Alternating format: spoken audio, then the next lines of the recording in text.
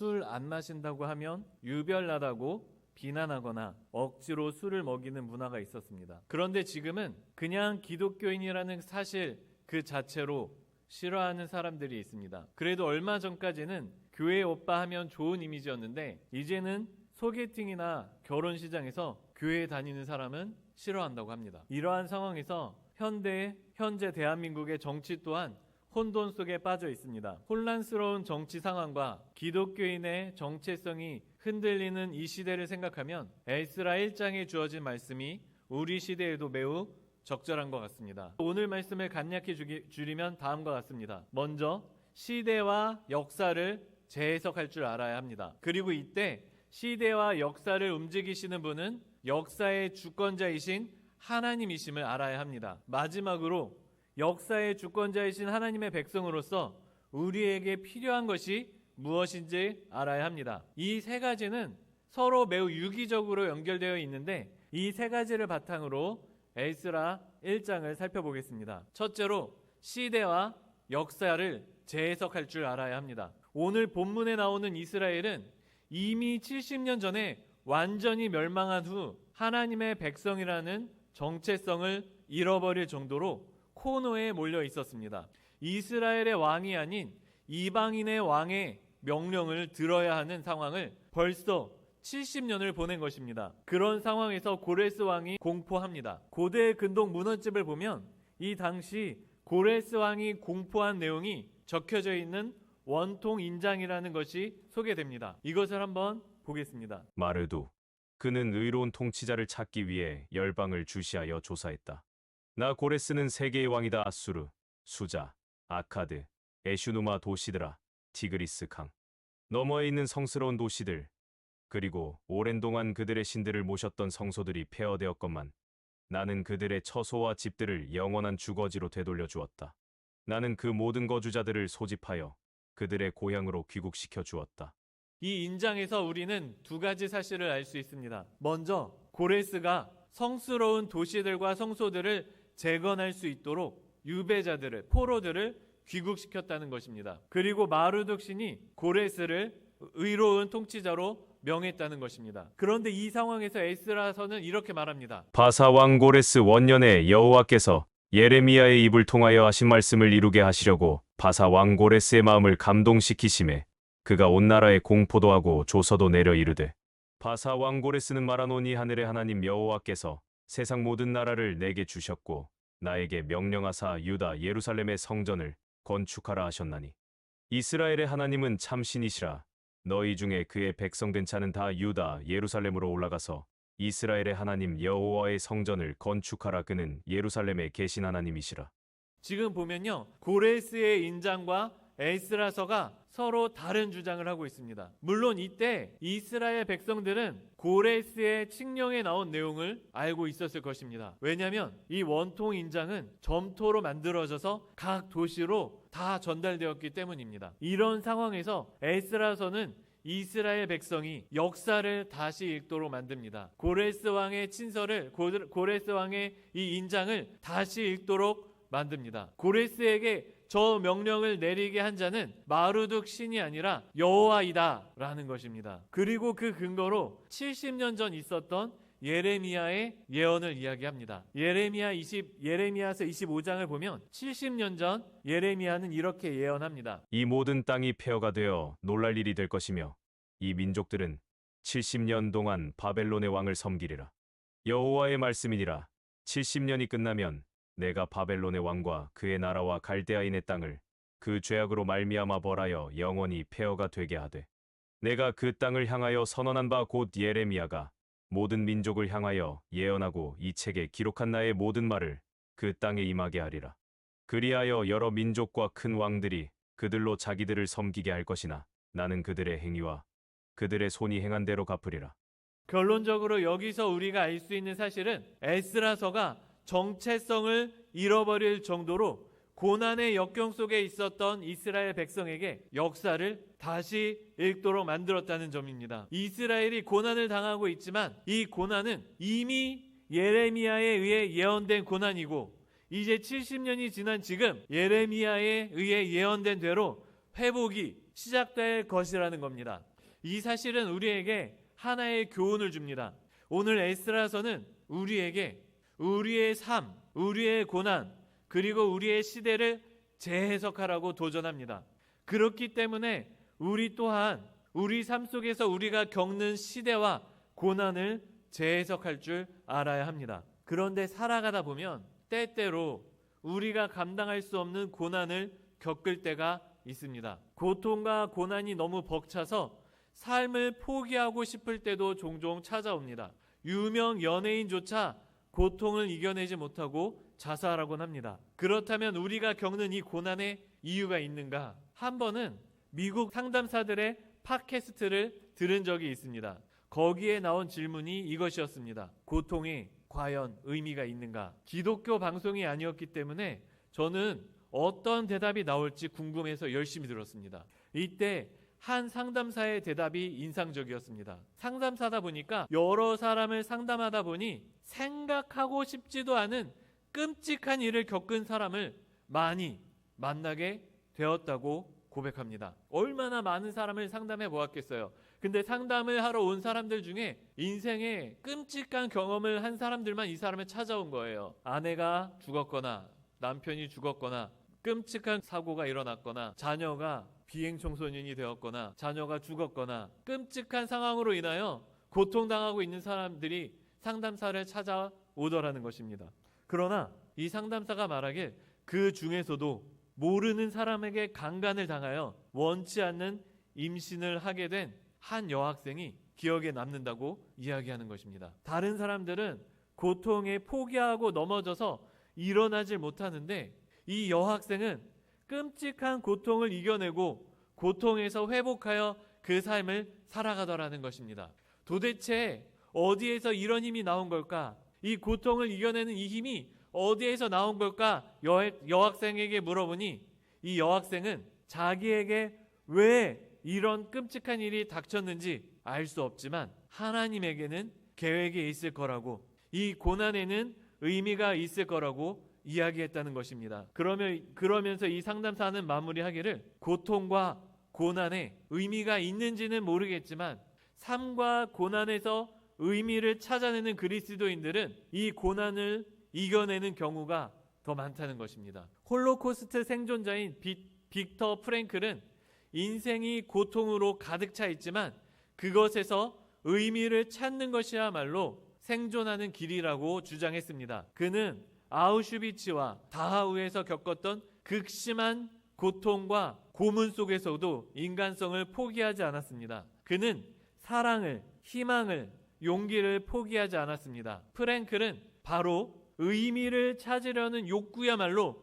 인간인 우리의 존재를 규정하는 본질적인 동기이며 삶의 비극에도 불구하고 살아가야 할 이유가 된다고 주장했습니다. 빅터는 이렇게 말합니다. 절망이란 의미가 없는 고난이다. 고난 속에서 의미를 잃어버리면 절망에 빠진다는 것입니다. 니체 또한 이렇게 말합니다. 삶의 왜를 아는 사람은 거의 모든 어떻게를 견딜 수 있다. 다시 말해 이유와 의미를 찾는 사람이 고난과 역경을 견딜 수 있다는 것입니다. 존경받는 그리스도인들을 보면요, 대부분 외모가 뛰어나고 인기가 있으며 엄청난 성공을 이룬 부자들이 아닙니다. 오히려 끔찍한 고통 속에서 하나님의 뜻과 계획을 찾고 그 고통을 이겨낸 사람들을 우리는 존경하게 됩니다.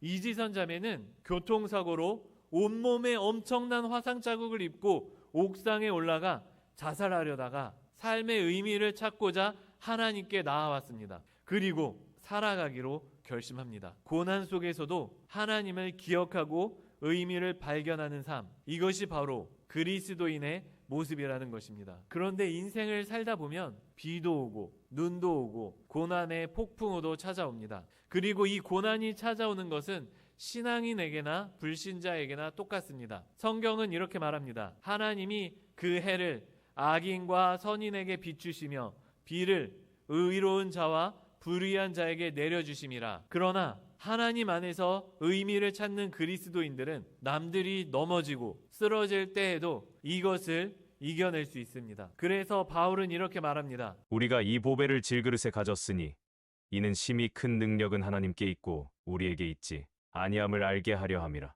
우리가 사방으로 우겨쌈을 당하여도 쌓이지 아니하며 답답한 일을 당하여도 낙심하지 아니하며 박해를 받아도 버림바 되지 아니하며 거꾸러뜨림을 당하여도 망하지 아니하오. 우리가 항상 예수의 죽음을 몸에 짊어짐은 예수의 생명이 또한 우리 몸에 나타나게 하려 함이라.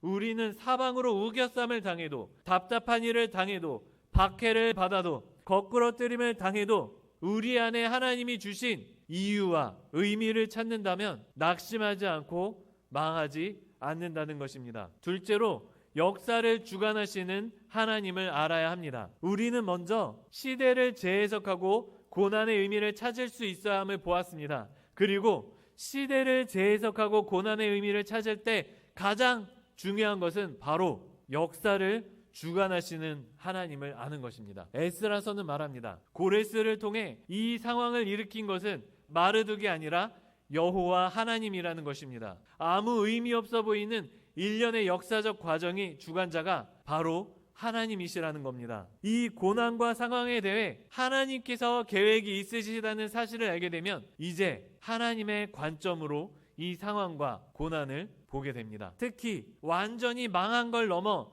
하나님의 백성이라는 정체성까지 흔들리는 상황 속에서 이스라엘 백성은 역사를 재해석하고 역사 속에 나타난 하나님의 뜻이 무엇인지 분별해야만 했습니다. 하나님이 역사의 주권자라면 왜 이스라엘이 망해야 했는가? 하나님의 계획과 뜻은 무엇인가를 알아야 했다는 것입니다. 여기서 이스라엘이 찾은 것은 바로 신명기입니다. 내가 내게 진술한 모든 복과 저주가 내게 임함으로 내가 내 하나님 여호와로부터 쫓겨간 모든 나라 가운데서 이 일이 마음에서 기억이 나거든. 너와 내 자손이 내 하나님 여호와께로 돌아와 내가 오늘 내게 명령한 것을 온전히 따라 마음을 다하고 뜻을 다하여 여호와의 말씀을 청종하면 내 하나님 여호와께서 마음을 돌이키시고 너를 긍휼히 여기사 포로에서 돌아오게 하시되 내 하나님 여호와께서 흩으신 그 모든 백성 중에서 너를 모으시리니 내 쫓겨간 자들이 하늘가에 있을지라도 내 하나님 여호와께서 거기서 너를 모으실 것이며 거기서부터 너를 이끄실 것이라. 내 하나님 여호와께서 너를 내 조상들이 차지한 땅으로 돌아오게 하사 내게 다시 그것을 차지하게 하실 것이며 여호와께서 또 내게 선을 행하사 너를 내 조상들보다 더 번성하게 하실 것이며 내 하나님 여호와께서 내 마음과 내 자손의 마음에 할례를 베푸사 너로 마음을 다하며 뜻을 다하여 내 하나님 여호와를 사랑하게 하사 너로 생명을 얻게 하실 것이며 내 하나님 여호와께서 내 적군과 너를 미워하고 핍박하던 자에게 이 모든 저주를 내리게 하시리니 너는 돌아와 다시 여호와의 말씀을 청종하고 내가 오늘 내게 명령하는 그 모든 명령을 행할 것이라. 내가 내 하나님 여호와의 말씀을 청종하여 이 율법책에 기록된 그의 명령과 규례를 지키고 내 마음을 다하며 뜻을 다하여 여호와 내 하나님께 돌아오면 내 하나님 여호와께서 내 손으로 하는 모든 일과 내 몸의 소생과 내 가축의 새끼와 내 토지 소산을 많게 하시고 내게 복을 주시되 곧 여호와께서 내 조상들을 기뻐하신 것과 같이 너를 다시 기뻐하사 내게 복을 주시리라. 여기에서 우리가 알 수 있는 내용은 바로 신명기 언약입니다. 땅과 자손에 대한 아브라함과의 약속대로 하나님의 나라를 만들기 위해 이스라엘 백성은 그 나라가 세워질 가나안 땅으로 왔습니다. 여기서 이스라엘 백성은 하나님 나라 백성이 되어야 했습니다. 그런데 만약 하나님 나라의 법인 말씀과 율법대로 살지 않으면, 다시 말해 하나님과의 언약을 어기고 하나님 나라 백성이 아닌 것처럼 살아간다면 그 땅에서 쫓겨날 것이라는 게 바로 신명기 언약입니다. 그러나 또한 쫓겨났을지라도 회개하고 말씀대로 하나님 나라 백성처럼 살아간다면 다시 그 땅으로 돌아오게 된다는 것이 신명기에 나타난 약속입니다. 신명기에 나타난 하나님의 율법을 기억하고 나면 수백 년 뒤 하박국의 질문에 대한 하나님의 답을 이해할 수 있습니다. 하박국은 하나님께 이렇게 묻습니다. 하나님, 유다 왕국 이스라엘 사람들 가운데 왜 이렇게 악한 사람들이 많습니까? 하나님의 말씀과 율법에서 벗어난 사람들이 왜 이렇게 많습니까? 그런데도 왜 하나님께서는 일하지 않으십니까? 하나님이 대답하십니다. 내가 사납고 무시무시한 백성들을 통해 이스라엘을 심판할 것이다. 그리고 결국 하나님은 바벨론을 사용하여 유다 왕국을 멸망시키십니다. 그런데 바벨론으로 유다 왕국을 멸망시키고 70년이 지난 뒤 하나님께서 바벨론을 또 멸망시켜야 하셨던 것입니다. 여기에는 두 가지 이유가 있었습니다. 첫째는 바벨론의 죄악이 너무 커서 하나님께서는 바벨론을 심판하셔야 하셨습니다. 70년 전 선포된 예레미야의 예언대로 바벨론은 자기들의 행위에 걸맞는 심판을 당하게 됩니다. 둘째는 하나님께서 이스라엘을 회복시키기 위해 바벨론 대신 새로운 나라를 일으키셔야 했습니다. 이 또한 70년 전에 예레미야가 예언한 것이었습니다. 즉 에스라서에 따르면 하나님은 하나님과 하나님의 말씀을 떠난 이스라엘 백성들을 그 땅에서 쫓아내셨다가 회개하고 하나님께로 돌아올 때 이스라엘 백성을 그 땅으로 맞아들이셨다는 것입니다. 이것이 바로 고레스 왕의 칙령을 통해 이루어진 일이라는 것입니다. 우리는 여기서 에스라서를 읽는 이스라엘 백성들과 같이 역사의 이면에서 움직이시는 하나님을 깨달아야 합니다. 그리고 하나님의 관점에서 역사를 바라볼 수 있어야 합니다. 하나님의 관점은 창세기를 시작해 신명기를 넘어 에스라까지 와도 동일합니다. 이스라엘이 하나님의 백성답게 산다면 그 땅 하나님의 나라를 소유할 것이고 하나님의 백성이 아닌 것처럼 산다면 그 땅에서 쫓겨날 것이라는 약속을 하나님께서 지키고 계셨다는 것입니다. 그런데 이것이 오늘날 그리스도인에게도 동일하게 이어지는 약속입니다. 만약 많은 그리스도인들이 왜 오늘날 한국 교회가 세상 사람들의 지탄을 받는지 의아해합니다. 몇 년 전까지만 해도 가장 선호되는 종교였는데 어느 순간 갑자기 혐오하는 종교가 되었습니다. 그런데 사회에 대한 2009년 3대 종교의 기여도를 보면 개신교가 압도적이라는 겁니다. 통계를 보면요, 3대 종교 중 국내외 구율 활동 중 60% 이상이 개신교입니다. 사랑의 장기기증운동본부의 2002년 자료에 따르면 장기기증 등록자 전체 인원이 29만 4,888명이었는데 그 중에 개신교인이 23만 4,773명이었습니다. 80%였어요. 불교도가 3만 2,885명, 11%였고 그리고 천주교도가 2만 7,155명, 9%였습니다. 기독교인의 사회 기여도는 압도적이라는 거예요. 그런데도 개신교도들은 끊임없이 지탄을 당합니다. 마치 외국으로 이민 간 사람들이 인종차별을 당하듯 종교 혐오를 겪습니다. 비기독교인이 친구에게 물어본 적이 있습니다. 너는 왜 이렇게 기독교를 비난하니? 기독교인이 도대체 뭘 그렇게 잘못했는데? 이때 들은 대답은 가관이었습니다. 나도 교회 다니는 사람이 좋은 일 많이 하는 거 알아. 그런데도 불구하고 이 친구는 기독교를 미워하고 싫어했다는 것입니다. 도대체 이유가 뭘까? 이미 20년 전에 총신대에서는 한국 기독교인에 대해 이렇게 진단한 적이 있습니다. 이분법적인 신앙, 교회에서의 나와 사회에서의 내가 너무 다르다는 것입니다. 교회에서는 독실한 신앙인인데 교회를 나오면 개망난이가 된다는 거예요. 교회에서는 모두가 존경하는 언니, 오빠인데 교회에 나왔더니 클럽에서 신나게 놀고 있는 사람이라는 것이에요. 어떤 전도사님이 이렇게 이야기를 합니다. 교회에서 가장 인정받았던 한 자매가 있었다는 거예요. 모두가 좋아하고 가장 참한 여자라고 이야기를 하는 거예요. 이 전도사님은 청년 때 너무 날라리였다가 예수를 만난 뒤에 완전히 뒤집어져서 예수 아니면 안 되는 사람이 되었어요. 그리고 전도사가 됐는데 이 자매와 교제를 하게 된 겁니다. 교제를 했더니 이 자매의 실체가 드러난 거예요. 이 자매가 걸핏하면 술에 취해서 자기한테 전화를 하더라는 겁니다. 교회에서 그렇게 인정받았던 이 청년이, 여자 청년이 시도 때도 없이 클럽에서 술에 취해서 자기한테 전화를 하더라는 거예요. 이때 이 전도사님이 깨달았다는 거예요. 아, 진면목은 사귀어봐야 안다. 교회에서 아무리 멋있어 보여도 사회 나가면 다를 수 있구나. 이것이 바로 이분법적인 신앙이에요. 세상 사람들의 평가도 똑같습니다. 기독교인을 만나봤는데 다를 게 없다는 겁니다. 전혀 기독교인이 아닌 것처럼 교회에서 말하는 하나님의 말씀대로 살지 않더라는 것입니다. 천국 시민처럼 살지 않는다는 겁니다. 이제 역사의 주관자이신 하나님의 시선으로 바라볼 때 우리는 과연 하나님의 백성처럼 살고 있는지, 하나님의 말씀대로 살고 있는지 생각해 보아야 합니다. 그리고 그렇게 살고 있지 못하다면 우리는 하나님의 말씀을 청정하고 하나님께 돌아가도록 노력해야 합니다. 말씀을 마무리하겠습니다.